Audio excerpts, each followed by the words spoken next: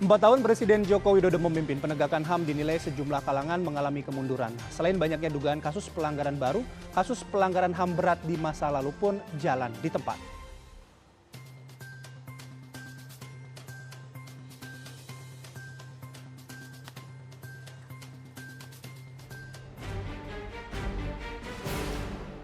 Penegakan HAM kontemporer dinilai sejumlah kalangan tidak mengalami kemajuan berarti.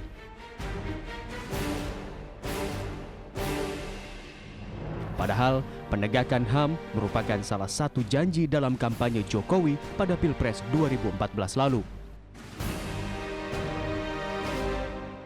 Komisi Nasional Hak Asasi Manusia Komnas HAM akhir tahun 2018 lalu bahkan memberikan sejumlah catatan khusus selama 4 tahun Joko Widodo dan Yusuf Kala memimpin Indonesia. Komnas HAM menerima banyak pengaduan dari masyarakat, terutama mengenai dampak negatif dari masifnya pembangunan infrastruktur di era kepemimpinan Jokowi JK, termasuk konflik perebutan sumber daya alam. Misalnya mengenai protes pembangunan bandara di Kulon Progo, Yogyakarta oleh kalangan petani, karena mencabut petani dari akarnya. Termasuk juga aksi protes petani Kendeng yang menolak pembangunan pabrik semen Indonesia. Pembangunan pabrik menimbulkan kelangkaan air di Rembang, serta penyusunan AMDAL yang dinilai tidak transparan sehingga merugikan petani.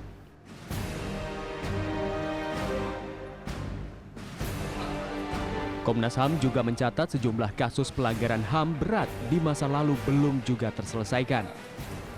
Seperti peristiwa 65, Petrus 1982, 1985, penghilangan paksa aktivis tahun 97-98, serta sejumlah peristiwa lain. Komnas HAM bahkan memberikan nilai merah untuk penuntasan kasus-kasus pelanggaran HAM berat tersebut. Komnas HAM juga menyoroti kasus intoleransi dan pelanggaran atas hak kebebasan berekspresi. Seperti kasus penyerangan terhadap jamaah Ahmadiyah di Nusa Tenggara Barat dan kasus persekusi pada ormas atau kelompok massa seperti yang dialami aktivis Neno Warisman.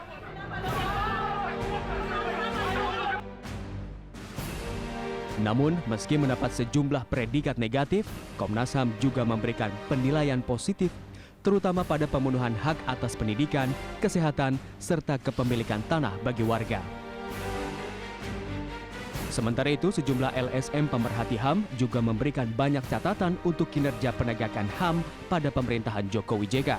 Catatan terpenting yaitu mengenai tidak adanya langkah konkret merealisasikan RPJMN 2015-2019 yang menyebutkan pembentukan Komite Ad Hoc Komisi Kebenaran dan Rekonsiliasi.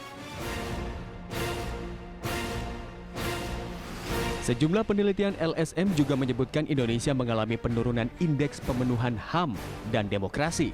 Indonesia semula sudah masuk pada kategori negara dengan demokrasi bebas dan sekarang kembali menjadi demokrasi separuh bebas. Indikatornya adalah penurunan partisipasi dalam elektoral serta tingkat pluralisme.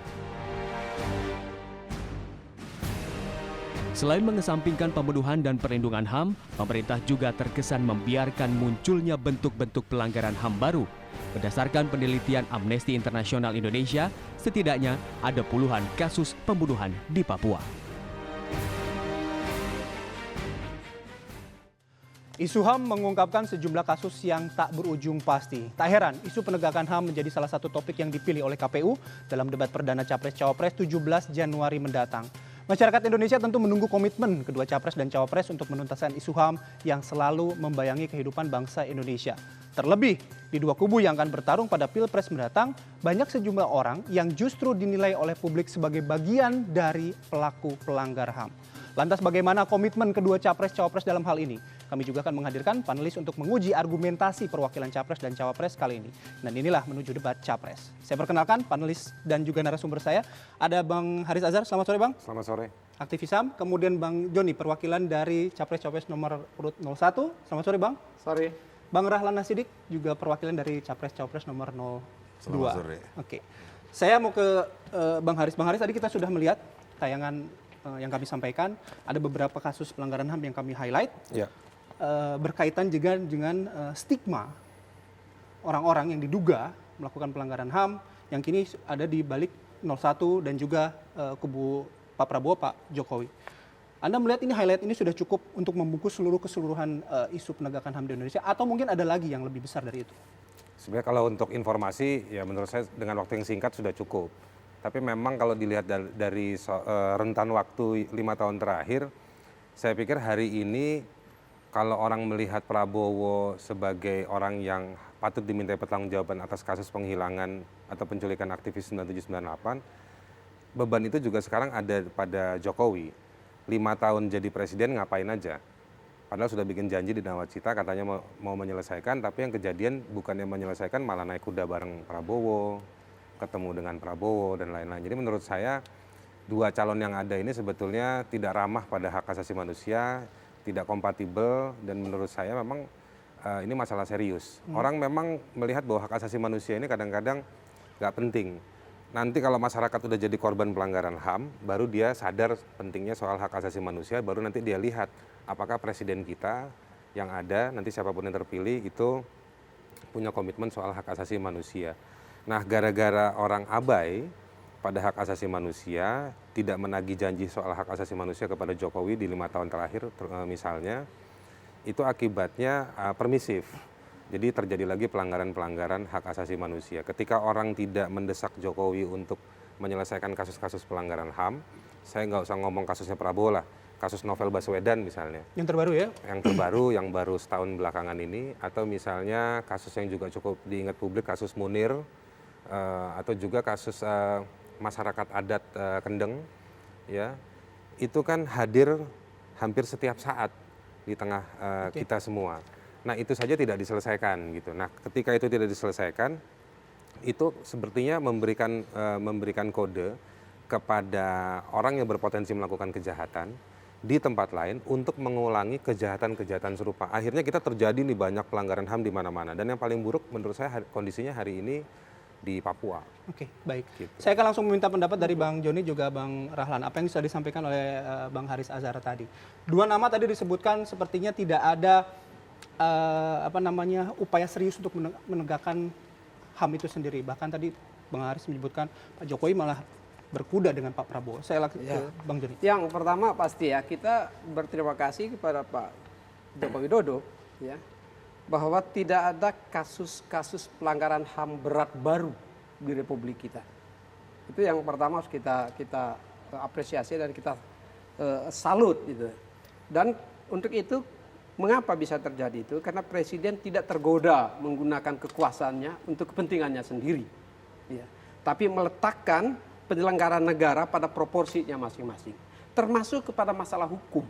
Ya, tidak melakukan intervensi kepada hukum dan meletakkan hukum untuk melaksanakan fungsi-fungsi hukum sesuai norma dan aturan yang ada di hukum. Ya. Dalam kaitan dengan ini tadi disinggung sama Mas Haris ya soal Pak Novel Baswedan ya. Kita semua berharap ya. Saya pun berharap pengungkapan kasus Pak Novel itu harus dapat segera dilakukan. Tapi tidak dengan cara mengintervensi lembaga hukumnya. Nah tentu kita berharap dan memberikan dorongan dan kepercayaan yang tinggi kepada perangkat hukum, kepolisian dan seterusnya untuk menyelesaikan dengan baik. Ya, dan presiden jangan tergoda untuk mengintervensi itu.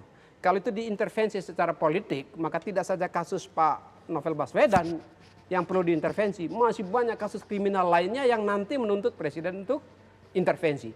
Nah saya kira pada saat presiden membatasi dirinya untuk menempatkan hukum, norma dan perangkat hukum di depan menyelesaikan masalahnya, itu kita apresiasi yang tinggi. Yang kedua yang terkait tadi disinggung juga di Papua. Masalah di Papua ini memang perspektif dari sisi manusia kita setuju ya tingkat ini perlindungan terhadap hak-hak rakyat Papua gitu ya. Tetapi ada sisi lainnya juga harus diperhatikan sebagai presiden, di mana yurisdiksi nasional ini ya harus dijaga dengan baik. Nah, disinilah presiden harus memilah.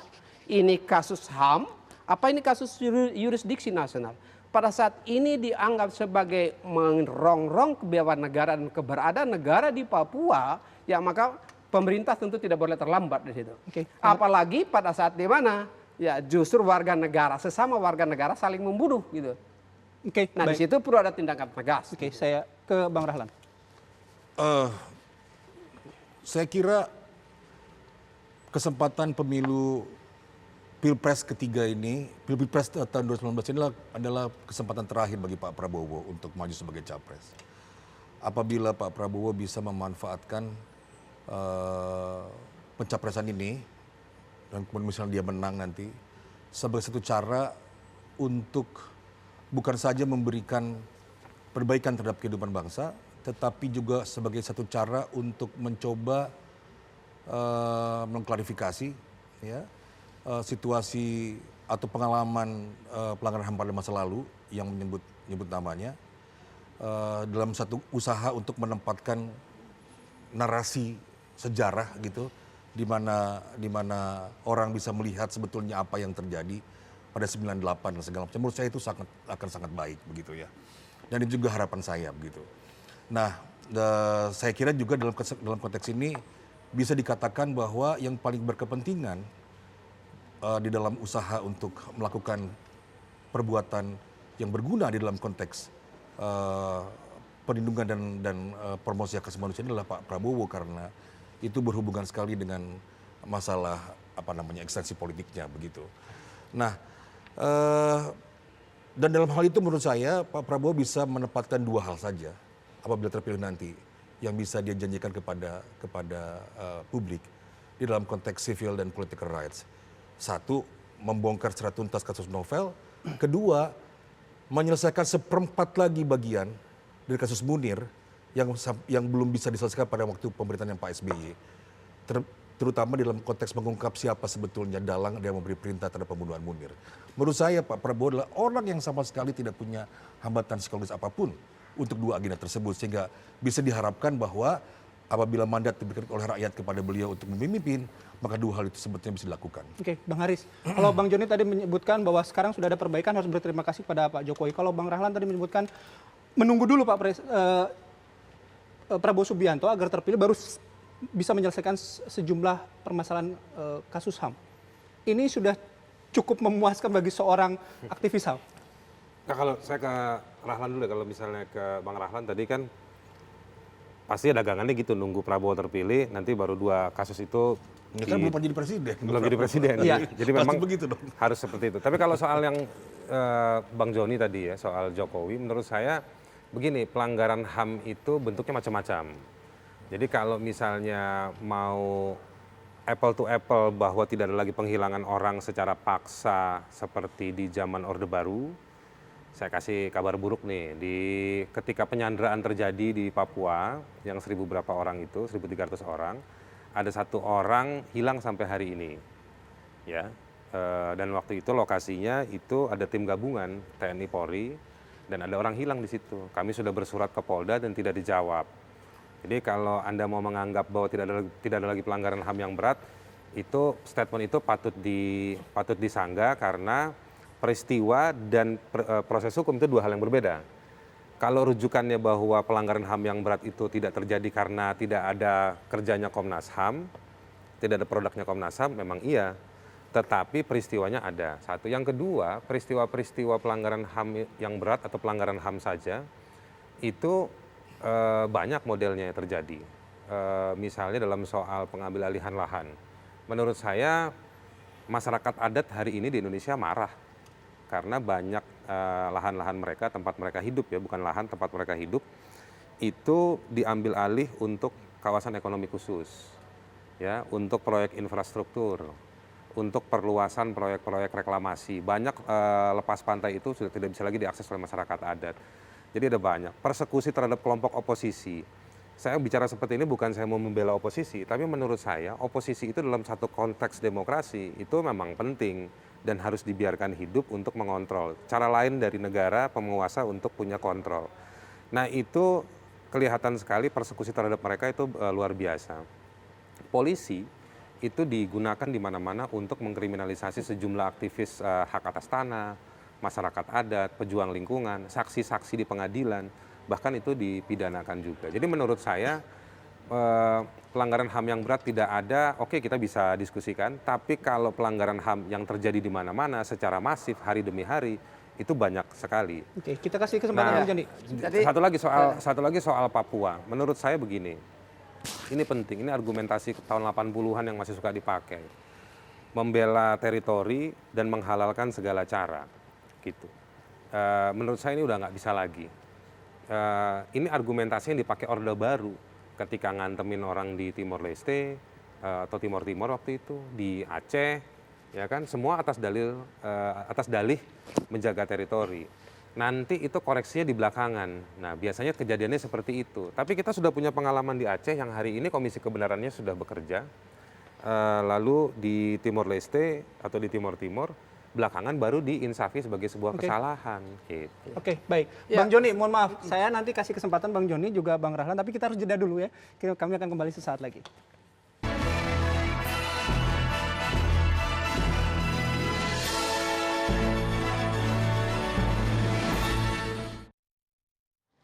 Nah, kembali di menuju debat Capres di Kabar Petang, saya ke Bang Joni. Tadi menyoroti apa yang disampaikan oleh Bang Haris mengenai kasus-kasus pelanggaran HAM. Rupanya ada beberapa peristiwa yang baru dan juga yang disorot adalah mengenai persekusi. Ya, yang pertama tentu saya garis bawah ya apa yang disampaikan Mas Haris ya. Tidak ada pelanggaran berat yang didesain dari kantor presiden atau dari presiden. Itu kita syukuri, itu yang saya sampaikan tadi. Yang kedua, memang pelanggaran HAM itu ada dan itu menjadi tugas kita yang panjang, yang tidak selesai. Cara mengatasinya apa? Misalnya yang terkait dengan kepemilikan lahan. Tadi ada kasus-kasus kepemilikan lahan dan seterusnya ya. Memang ada benturan di antara masyarakat, antara pembangunan dengan hak-hak individual atau hak komunitas ya, hak masyarakat adat. Tapi ingat ya, Presiden itu dengan tahu dan mau dan secara sungguh-sungguh melakukan perhutanan sosial. Ya. Ada jutaan hektar hutan-hutan yang dialokasikan untuk dikelola oleh rakyat dalam fungsi penguasaan dan pengelolaan hutan untuk kepentingan rakyat. Ini keberpihakan kepada HAM. Makanya program di 2019-2024 salah satunya adalah hak-hak masyarakat adat menjadi perhatian. Ya, demikian halnya yang terjadi dengan persekusi. Ya, ini istilah yang berat sekali, persekusi. Ya, tentu kita harus bertanya juga di balik persekusi itu, apa yang menyebab terjadinya persekusi. Ya, dalam hal di mana kebebasan diberikan, itu tidak kebebasan tanpa batas. Kebebasan itu harus ada batasnya. Batasnya adalah undang-undang. Pada saat negara mengambil posisi menerapkan undang-undang, dan itu dikategorikan sebagai persekusi, memang tentu sulit.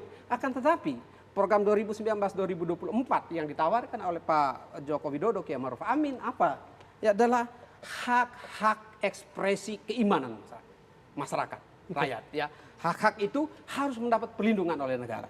Ya, itu dilindungi oleh Undang-Undang Dasar. Ini berhubungan juga dengan persekusi.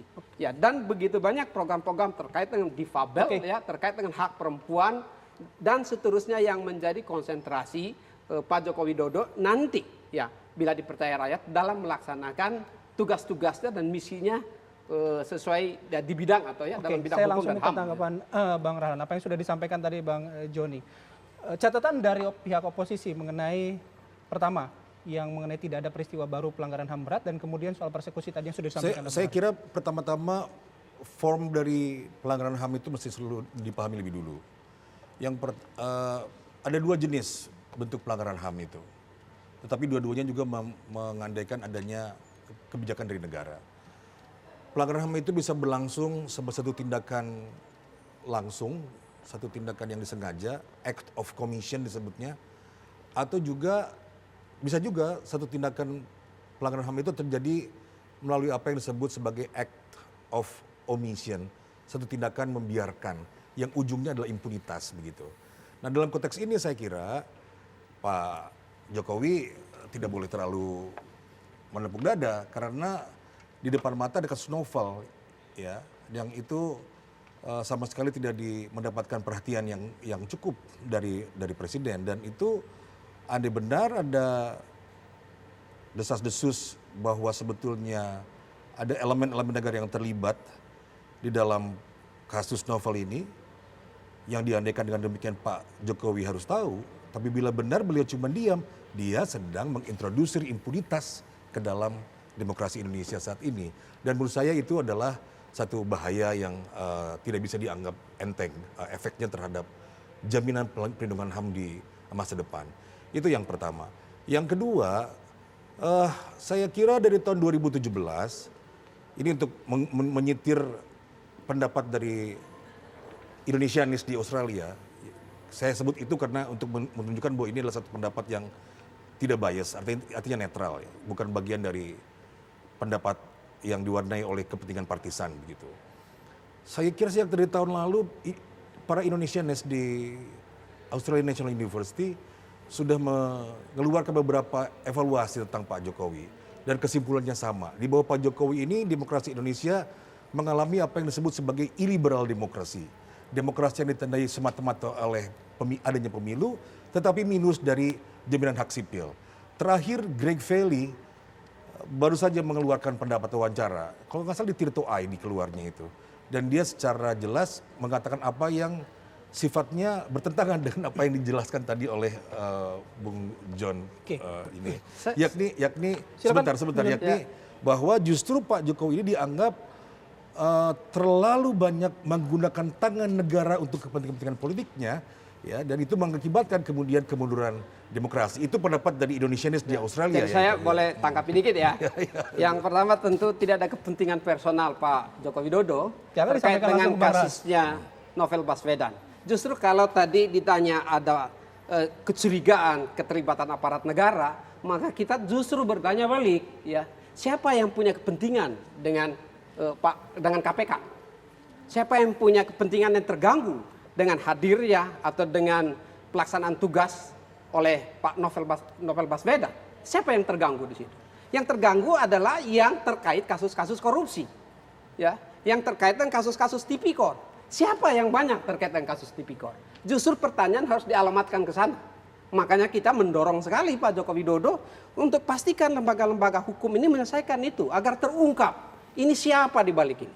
Yang kedua yang terkait dengan pandangan-pandangan Indonesianis katanya dimanapun itu berada, ya. Tapi satu hal yang pasti, ya, Pak Joko Widodo tidak terlibat tersangkut dengan kasus-kasus HAM, ya, sebagaimana rekam-rekam digital yang kita ketahui. Tadi diulang-ulang kasus tahun 98 misalnya ada DKP, ya, Dewan Kehormatan Perwira, yang mengambil keputusan-keputusan politik, ya, terhadap seorang perwira tinggi Indonesia Pak Prabowo waktu itu, ya, dengan menghindari proses melalui mahkamah militer. Dan apa kesimpulannya? Ini seluruh anggota DKP masih ada sekarang, ya, bisa ditanya langsung. Saya mempunyai rekam digital yang mengquote apa yang disampaikan oleh Letnan Jenderal Fahru Rosi misalnya, ya, pilihan kesimpulan, ya, dari keputusan DKP, ya, dengan tidak memecat tapi memberhentikan dengan ada alasan politis.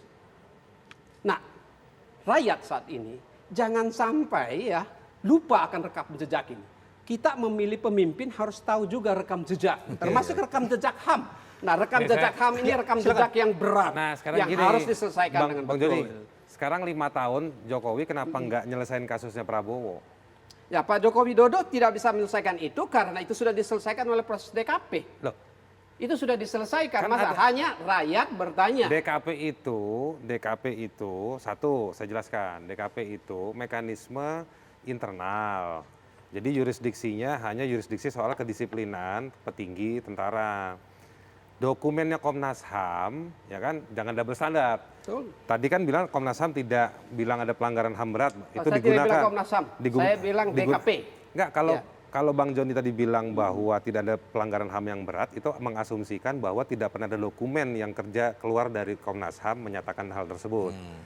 Nah, itu logiknya. Jadi saya mau, ketika Anda bilang tidak ada pelanggaran HAM berat pada Jokowi, karena memang Komnas HAM tidak pernah menyatakan tersebut. Nah, sekarang dalam kasus orang hilang, Komnas HAM sudah memproduksi temuannya bahwa ada pelanggaran HAM yang berat. Ya kan, Komnas HAM ini secara kenegaraan, bukan dalam kepemerintahan, bertanggung jawabnya ke Presiden. Dan Presiden sudah berjanji menyelesaikan di Nawacita. Gitu. Jadi saya nggak pakai soal yang novel, udah deh. Pasti Anda mau bilang Jokowi sudah benar. Sekarang saya mau lagi janjinya aja Jokowi. Ketika sekarang menyerang nomor 2 Prabowo itu melanggar HAM, ya kan? Tapi kenapa tidak diselesaikan? Saya boleh jawab. Saya boleh jawab karena ini ditanya kan. Saya boleh jawab, ya. Yang pertama, ya, janji politik itu tidak berarti tidak dilaksanakan. tapi bisa saja belum selesai. Ya ini tidak sama dengan mengingkari janji. Tapi belum pernah dimulai. Yang kedua, ya kalau itu asumsinya. Ya itu asumsinya. Ya kan tidak perlu disampaikan sama Rahlan itu. Iya. Tapi yang kedua yang harus saya sampaikan, kelemahan-kelemahan atau kekurangan atau tugas yang belum selesai diselesaikan oleh Pak Joko Widodo sekarang itu tidak berarti kredit poinnya Prabowo, tidak juga. Karena dia belum melaksanakannya sama sekali. Ya. Terus yang ketiga ya, tadi disampaikan bahwa wah ini menjadi tanggung jawabnya Pak Joko Widodo dong. Itu keputusan presiden pemecatannya dulu Pak Habibie memutuskan itu, Pak Prabowo itu. Ya, jadi itu tentu harus dihormati itu keputusan negara. Itu yang saya sampaikan adalah rakyat masih bertanya itu. Gini nah, loh, pertanyaan gini, rakyat itu dijawab di rekam jejak. Yang ingin kami sampaikan, rakyat jangan Ya, lupa. Justru ini Rakyat yang jangan lupa. Justru ini yang berbahaya kalau Ya. memproduksi. Begini, saya orang yang menuntut pertanggungjawaban terhadap Prabowo. Sebelum Jokowi, saya tahu ada nama Jokowi, saya juga nggak tahu. Di Indonesia ada nama Jokowi, saya udah nuntut bersama beberapa teman untuk minta Prabowo itu dibawa ke meja hijau, gitu, ya kan? Tetapi ini jeleknya pemilu. Ngomongin Prabowo itu menculik dan melakukan pelanggaran HAM hanya untuk supaya orang jangan pilih dia. Padahal Republik ini punya konstitusi yang bilang pelanggaran HAM yang berat itu, turunan-turunan konstitusi juga menyatakan hal tersebut, harus diadili. Dan itu tanggung jawabnya presiden. Dalam hak asasi manusia, negara itu ada dua hal sangkutannya yang gampang sekali, Bang John. Satu, negara sebagai pelaku, langsung maupun tidak langsung, yang dijelaskan oleh Rahlan tadi. Yang kedua, negara harus menyelesaikan pasal 1 ayat 6, Undang-Undang nomor 39 tahun 99. Ada dua elemen penting untuk melihat sebuah pelanggaran HAM. Satu, jika ada tindakan yang langsung maupun tidak langsung yang melanggar hak-hak yang dijamin dalam undang-undang tersebut. Bagian kedua dalam Kalau ini saya poin setuju tersebut. aja, penjelasannya saya setuju. Poin kedua yang penting, sebentar. Poin kedua yang penting, ketika negara tidak memberikan keadilan. Nah, di situ kasus novel tidak selesai. Dan Anda bilang tidak bisa intervensi, salah. Karena undang-undang kepolisian itu atasannya adalah presiden. Betul. Dan harus minta tanggung jawab. Betul. Bukan intervensi, presiden harus evaluasi Kapolri. Itu yang saya mau bilang. Gitu. Presiden tidak boleh intervensi. Mengevaluasi, iya. Enggak begitu. Dan itu dievaluasi. Intervensi nggak bisa, presiden Bang Rahlan. Jadi Oke, gini, saya sebentar. Saya harus jeda dulu ya. Nanti kita lanjutkan lagi karena kita wajib jeda dulu. Kami akan kembali sesaat lagi.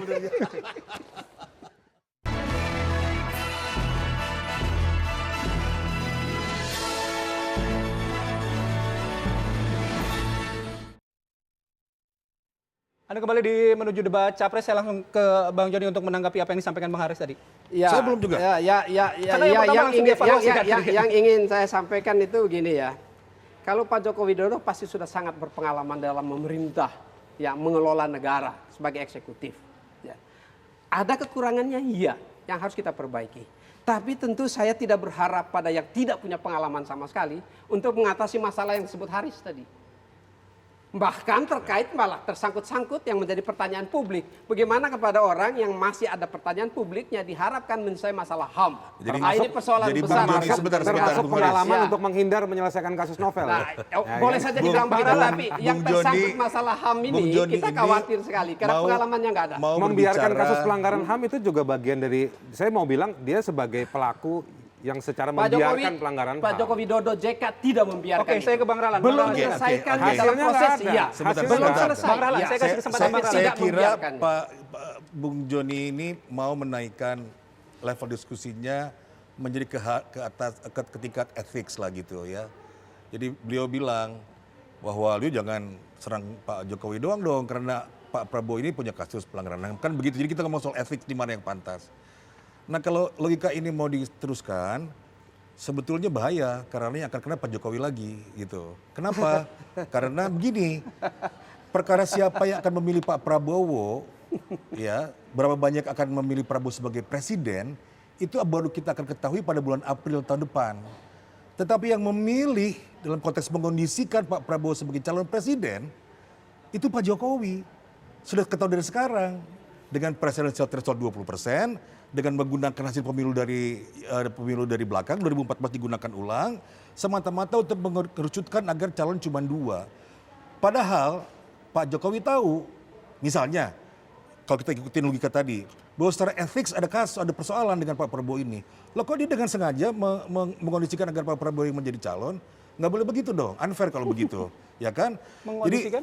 sebagai calon presiden kan cuma 2 sekarang ini kita kan. Ini logikanya terlalu jauh. Ini kan Undang-undang terjadi. pemilu udah selesai lah. Ya betul, udah Ini selesai. logikanya Tapi kan ditarik terlalu mundur jauh. Gitu. kerusakan demokrasi yang dibuat Itu. oleh pemerintahan Itu Jokowi versinya- JK versinya ini Partai Demokrat itu aja adalah itu. dia meminta Indonesia menggunakan hasil pemilu 2 kali dan secara tidak masuk akal mengharuskan agar ada threshold ya yang jumlahnya 20% ya yang dipinjam dari 2014 ya dalam satu pemilu yang serentak gitu. Oke. Situasi ini yang mengkondisikan calon presiden cuma menjadi 2 sekarang ini gitu. Nah, padahal kan Pak Jokowi tahu kalau begitu. Harusnya kan kalau ngikutin pertimbangannya etiknya Pak Joni ini kan harusnya kalau gitu dia jangan begitu dong.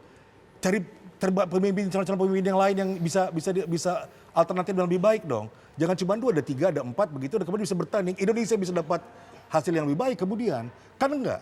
Dengan sengaja Pak Jokowi mengerucutkan menjadi 2 karena beliau pengen rematch. Nah, ini saya ingin koreksi ya.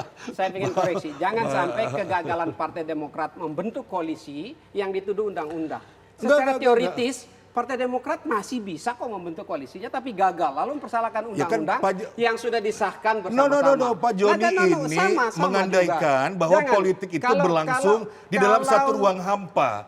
Ada yang namanya power, ada yang namanya akses, ada yang namanya coercion yang mengakibatkan kemudian partai-partai kecil tidak bisa ini namanya membentuk tidak itu bisa semua. menari lantai yang disalahkan. Bukan, Tidak bisa. bukan. Oke, Kembali baik. ke topik ini ya. Oke, baik, Kembali ke topik. Saya belum ini. selesai, saya belum selesai. Yang ingin kita lihat apa? Yang ingin kita lihat itu program-program capres ini apa sih terhadap masalah Nah, HAM ini kita evaluasi dulu. Akankah, ini waktunya kan habis bentar lagi. Akankah calon presiden Waktunya yang Jokowi atau mempunyai waktu- rekor punya potensi masalah dengan HAM ya dan HAM berat mampu menyelesaikan masalah HAM. Oke, Kita bermimpi, rakyat jangan Saya mau bermimpi. nanya ke Bang saya Bang kira. Rahlan, tapi Ya. bagaimana Ya. menjawab argumentasi kalau misalnya memang Pak Prabowo belum pernah memimpin dan kalau tidak salah dalam visi misi Begini loh, penegakan hukum. Pak Jokowi Sebentar, itu, Bang Rahlan, saya jawab sekarang, saya udah ngerti maksud pertanyaan Anda. Enggak, tapi benarkah tidak memasukkan penyelesaian kasus HAM lama dalam visi misi Pak Prabowo? Begini, ada. Jadi poin saya begini, kalau tadi Pak Mau balik Joni lagi. bicara mengenai soal Pak Prabowo belum punya pengalaman, beginilah kita bikin logika sederhana aja. Pak Jokowi itu sudah jelas tidak punya komitmen untuk melakukan pelanggaran HAM, untuk melakukan penyidikan terhadap dan perlindungan terhadap hak asasi manusia.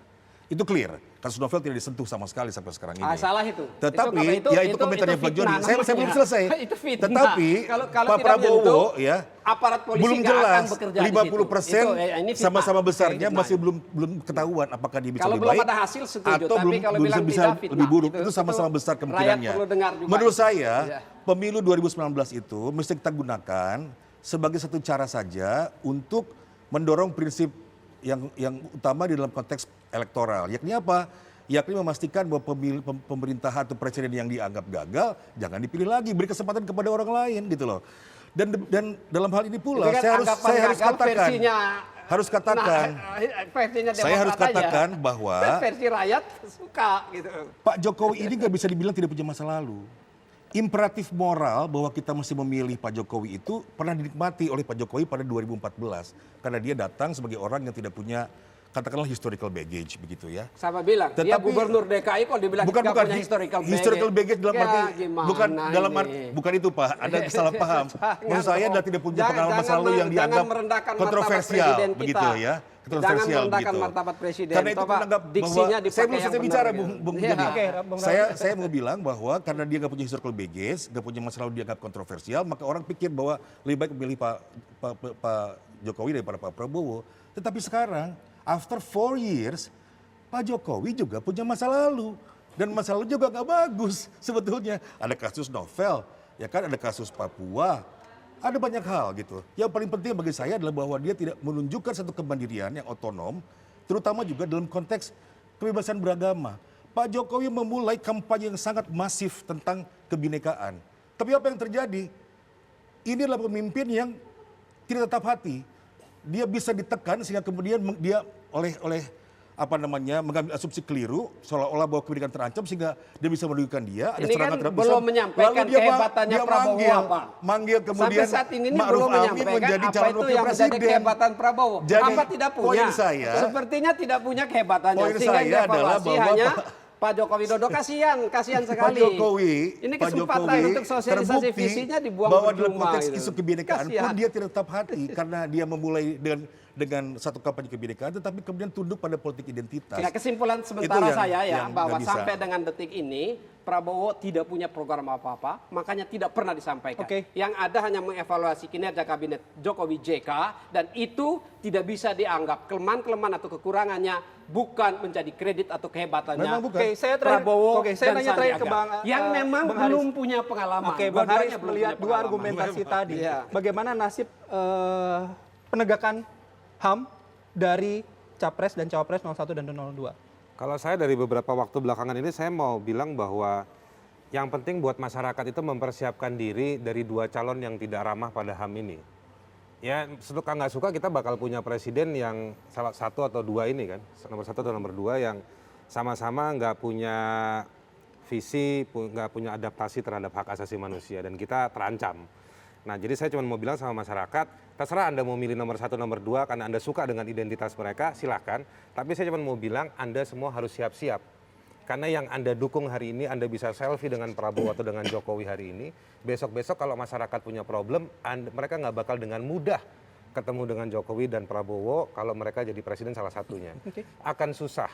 Jadi memang menurut saya ancaman pelanggaran HAM akan jauh lebih besar di antara 1 dan 2 kalau terpilih.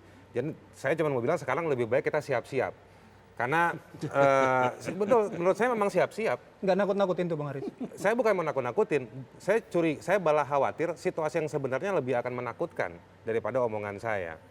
Kalau Bang Joni atau Bang Rahlan ini kan lagi dagang aja, gitu, lagi dagang tentang membela Jokowi itu nggak bisa intervensi kasus novel, meskipun novel matanya sudah buta atau nggak bisa melihat.